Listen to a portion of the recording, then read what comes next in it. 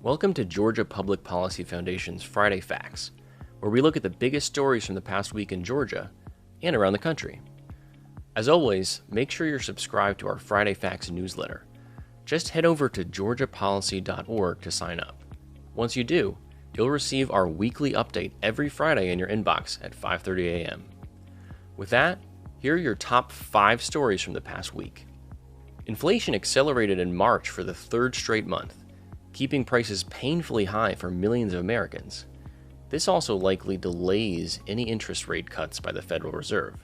The Labor Department said that the Consumer Price Index, a broad measure of the price of everyday goods, including gasoline, groceries, and rent, rose by 0.4% in March from the previous month.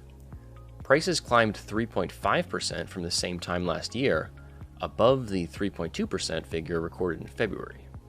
Former President Donald Trump made a stop at a local Chick-fil-A while he was in Atlanta this week for a fundraiser.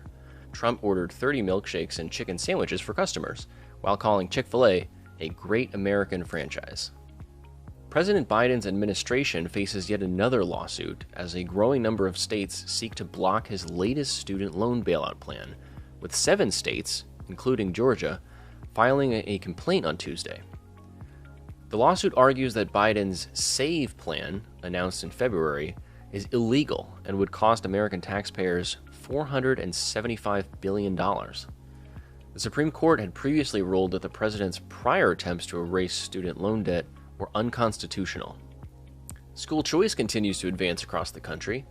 The latest state is Louisiana.